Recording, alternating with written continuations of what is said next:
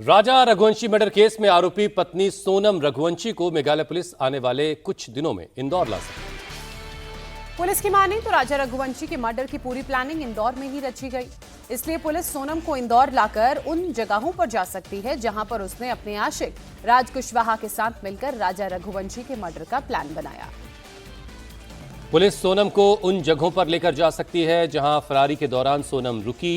बताया जा रहा है कि सोनम राजा रघुवंशी की हत्या के बाद मेघालय से इंदौर पहुंची और 25 से 27 मई के बीच शहर के देवास नाका क्षेत्र में एक किराए के फ्लैट में रुकी। राजा रघुवंशी मर्डर केस में इंदौर शहर सबसे अहम कड़ी है क्योंकि यहीं से पूरे हत्याकांड को अंजाम देने की शुरुआत हुई थी। पुलिस के शिकंजे में आने के बाद अब सोनम की जालसाजी और फरेब की पोल खुल रही है।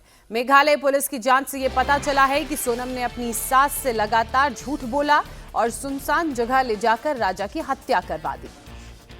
सोनम ने एकादशी व्रत को लेकर अपनी सास को गुमराह करने के साथ साथ टूरिस्ट गाइड को भी झूठ बोला।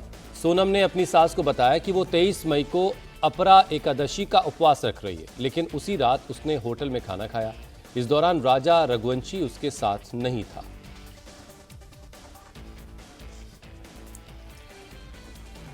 तो इस मामले में हर दिन एक के बाद एक नए खुलासे हो रहे हैं।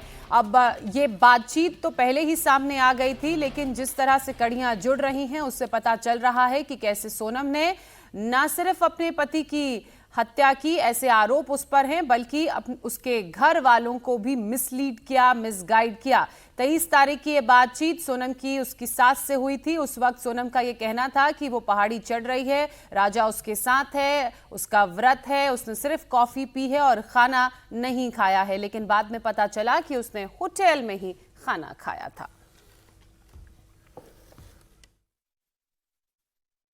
Hello hello. हाँ मम्मी, और आज तो उपवास होगा फिर? मेरा तो उपवास है ना। मेरे को 2-3 बार बोल दिया। हाँ। मैं घूमने के चक्कर में अपनी ग्यारस थोड़ी तोड़ूंगी। वही तो तेरी, मैं अभी खरियार बना रही तो मेरे को एकदम से याद आ गई। मैंने कहा आज तो मेरे बहू का उपवास बापे। हाँ, खिचड़ी बना मम्मी रही का हूँ। सुबह फोन आ गया था हम्म। कि उपवास है, तो मैं नहा उठी थी। हाँ तो कहीं दूध लस्सी जो भी मिल रहा हो उपवास का सामान वो खा लो। अब पहले ऊपर तो चढ़े, जंगल में है, यहाँ से आज कुछ मिलेगा। बाप रे। मैंने हाँ। कही थी कुछ ड्राई फ्रूट रख के ले जाओ, तो बोले हाँ क्या करेंगे हम, दो तो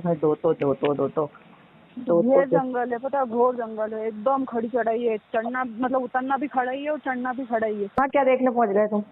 यही नीचे से देख लेते। झरना देखने गए थे।